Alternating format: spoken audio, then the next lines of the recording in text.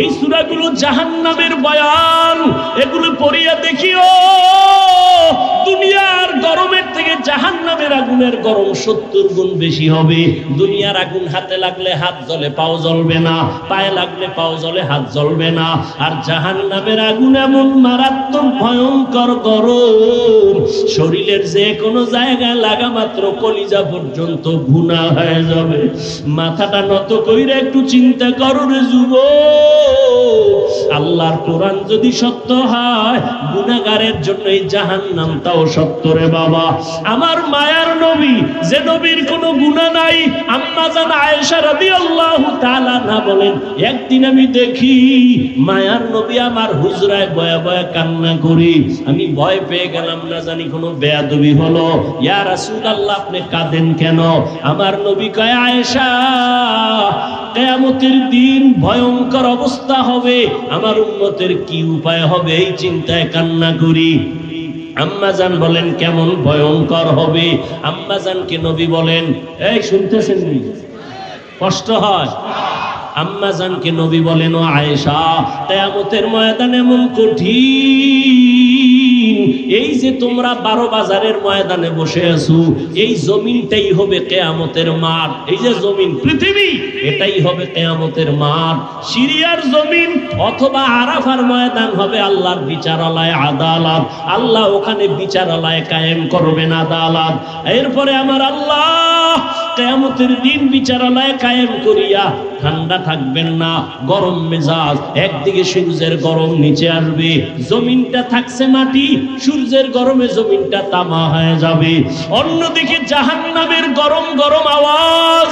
অন্যদিকে নবী বলেন, ও আয়েশা, আল্লাহ পাক রাগান্বিত আওয়াজ দিবেন, লিমানিল মুলকুল ইয়াউম লিল্লাহিল ওয়াহিদিল কাহ্হার।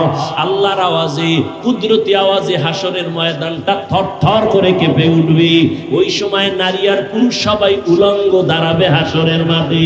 আম্মা জান আয়েশা বলেন, নারী আর পুরুষ উলঙ্গ?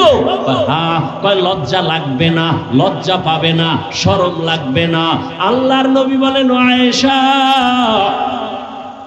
লজ্জা লাগবে তো তাকাইলে, কিন্তু এমন অবস্থা হবে হাসরের মাঠে, সূর্যের গরমে জমিনটা তামা, জাহান্নামের আওয়াজ, আল্লাহ রাগান্বিত আওয়াজ দিবেন। এমন অবস্থা শুরু হয়ে যাবে, কেউ কারো দিকে তাকাবারও সুযোগ হবে না। নবীরা সিজদায় পড়ে কান্না শুরু করবেন। মুসা নবী কাঁদবেন, আল্লাহ আমাকে বাঁচাও। ঈসা নবী কান্না করবেন, আল্লাহ আমাকে বাঁচাও। ইব্রাহিম নবী কাঁদবেন, আমাকে বাঁচাও। উম্মতেরা ছোটাছুটি করবে। আদম নবীর গিয়া বলবেন, সূর্যের গরম সহ্য করতে পারি না, একটু সুপারিশ করেন আল্লাহ যেন আমাকে তাপ কমায় দেয়। আদম বলবে, পারবো না। মুসা নবীর কাছে যাবে, বলবে পারবো না। ঈসা নবীর কাছে যাবে, বলবে পারবো না। এইভাবে ইব্রাহিম নবীর কাছে যাবে, বলবে পারবো না। আম্মা জান আয়েশা বলেন, শেষ পর্যন্ত উম্মতের উপায় কি হবে? নবী চোখের পানি ছেড়ে কাঁদেন আর বলেন, ও আয়েশা, সর্বশেষ এই উম্মতগুলো পাগলের মতো কাউ কাছে যাইয়া সুযোগ না পাইয়া, সর্বশেষ আমি মুহাম্মদের তালাশ করব, আমাকে কোথায় পাওয়া যায়? আম্মা জান, আপনাকে কোথায় পাওয়া যাবে নবী? নবী বলেন, আয়েশা, ওই কঠিন মুসিবতের সময় আমি আমার মাওলার কুদরতের সামনে মাকামে মাহমুদে সিজদায় পড়ে কান্না করতে থাকব। ঈসা নবী কাঁদছেন নিজের জন্য, মুসা নবী কাঁদবেন নিজের জন্য, ইব্রাহিম নবী কাঁদবেন নিজের জন্য, উম্মতের কথা মনেই করবেন না। আর আমি আখিরি নবী সিজদায় পড়ে কাঁদবো, একবারও আমার কথা বলবো না। আমি বারবার আমার আল্লাহকে বলবো, আল্লাহ, আমার গুনাহগার উম্মতের বাঁচাও, আমার উম্মতের বাঁচাও, একজনও যেন জাহান্নামের আগুনে না যায়। আমার উম্মত যদি জাহান্নামের আগুনে যায়, আমি জান্নাতে যাব না। নবীর কান্না দেখিয়া আমার আল্লাহ বলবে, নবী কাঁদিয়েন না, মাথা উঁচু করেন, আপনার উম্মতগুলো বাছাই করে করে জান্নাতের দিকে নিয়ে যান। আম্মা জান বলেন, নবীজি, ওই কোটি কোটি কোটি মানুষের ভেতরে আপনার উম্মত আপনি চিনবেন কি করে? নবী বলেন, ও আয়েশা, আমার ওই উম্মতেরা যারা দুনিয়ার জমিনে থাকিয়া 5 বেলার নামাজ 5 ওয়াক্ত ওযু বানাইয়া নামাজ আদায় করত। কিয়ামতের ময়দানে ওযুর জায়গাগুলো নূরের আলোতে ঝলমল করতে থাকবে। আমি দেখিয়া দেখিয়া উম্মত ধরে জান্নাতের দিকে নিয়ে যাব। প্রথমে আমি কাউসারের কিনারায় নিয়া আমি নিজে নবী উম্মতের লাইনে দাঁড় করাইয়া আমার হাতে পেয়ালায় আমি নিজে দিয়া দিয়া আমার কলিজার উম্মতের এক পেয়ালা হাউজে কাউসারের পানি পান করাবো। একবার যারা পানি পান করবে কখনো তাদের আর পিপাসা লাগবে না। লাইনে দাঁড়ায় পানি পান করবে, এরপরে জান্নাতের দিকে যাবে। হঠাৎ করে একদল উম্মতের মাঝখানে পর্দা, পেছনে বহু উম্মত। ও ফেরেশতারা আটকাইয়া দিলা কেন? আমার উম্মত এখনো বাকি, কাউসারের পানি তো এখনো দিতে পারি নাই।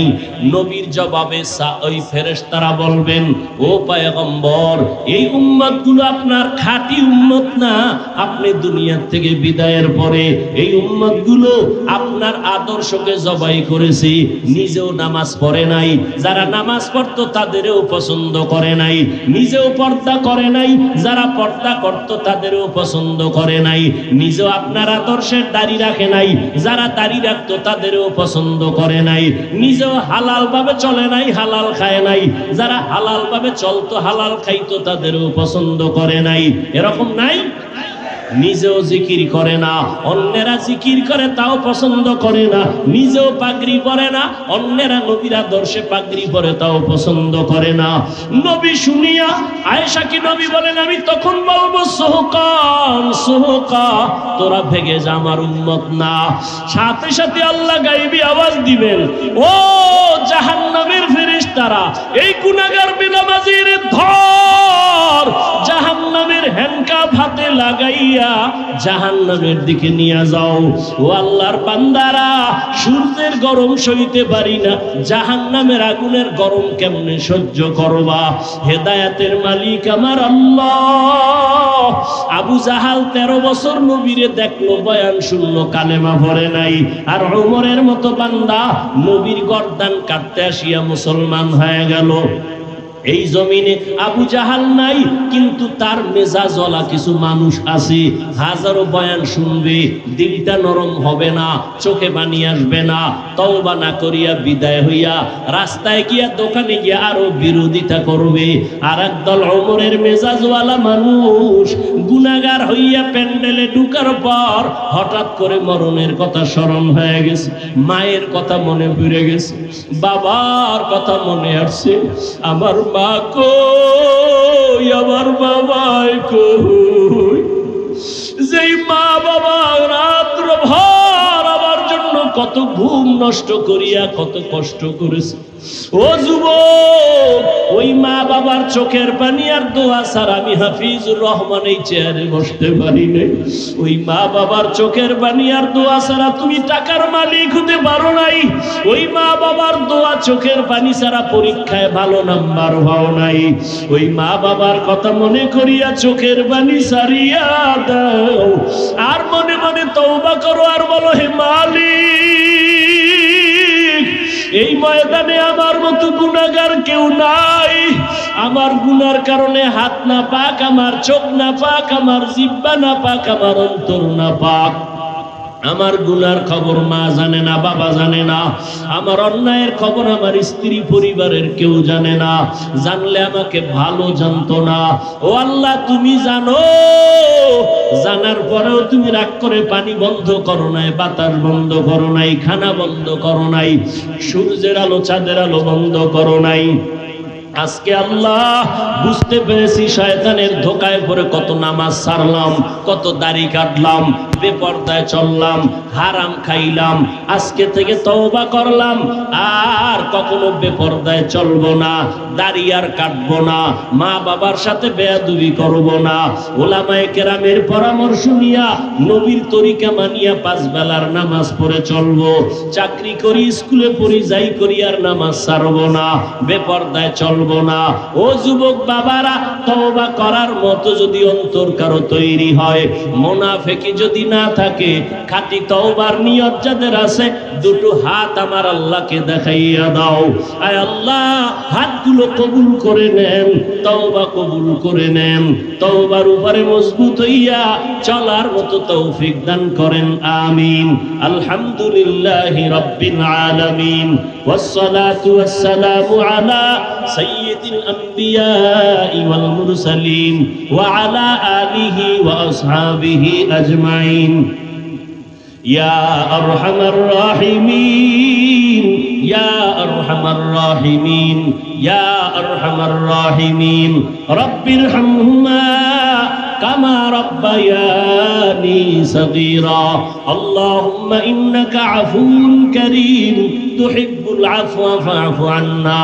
আল্লাহুম্মা ইন্না নাসআলুকা রিযাকা ওয়াল জান্নাহ ওয়া নাউযু বিকা মিন সাখাতিকা ওয়ান নার। ও দয়ার মালিক, কুদরতের নজর দিয়া তাকায় দেখেন কত উলামায়ে কেরাম, মুরব্বী, হাজী সাহেব, কত ব্যবসায়ী, চাকরিজীবী, আমার ছাত্র যুবক ভাইরা, মা বোনেরা আপনার দরওয়াজায় হাজির, গুনার বোঝা নিয়ে হাজির হয়ে গেলাম। রে আল্লাহ, শয়তানের ধোকায় পড়ে গুনাহ করেছি, জাহান্নাম ছাড়া উপায় নাই। ও আল্লাহ, দুনিয়াতে সূর্যের গরম সইতে পারি না, গুনাহ নিয়ে কবরে গেলে জাহান্নামের আগুন কেমনে সহ্য করব? তওবার নিয়ত করিয়া হাত তুলছি, আর গুনাহ করব না, নামাজ ছাড়ব না, বেপরদায় চলব না, আর দাড়ি কাটবো না, মা বাবার সাথে বেয়াদবি করব না, মুরব্বীদের দোয়া নিয়ে, উলামায়ে কেরামের পরামর্শ নিয়ে নবীর তরিকায় চলবো। ও আল্লাহ, আমাদের তওবা কবুল করে নেন, জীবনের সব গুনাহগুলো মাফ করে দেন। আয় আল্লাহ, মাহফিল কবুল করে নেন, আয়োজনকারী সহযোগিতাকারীদের কবুল করে নেন, মাদ্রাসা কবুল করে নেন। আয় আল্লাহ, যারা ব্যবসা করে, চাকরি করে, কামাই রুজিতে হালাল ভাবে বরকত বাড়ায় দেন, অভাব দূর করে ঋণ আদায়ের ব্যবস্থা করে দেন। আল্লাহ, মা বোনদের আবেদা পর্দানিশী বানায় দেন, সন্তানগুলো নেককার বানায় দেন, আমার কলিজার যুবকদের নামাজি, কোরআন পড়নেওয়ালা বানায় দেন, মোবাইলের গুনাহের থেকে হেফাজত করেন। আল্লাহ, আদবালা বিনয়ী জিন্দেগি দান করে, সারা দুনিয়াতে শান্তি দান করেন। আল্লাহ, মুসলমানের ইসলামের হেফাজতের ব্যবস্থা করে দেন, বাংলাদেশ শান্তির দেশ বানায় দেন। আল্লাহ।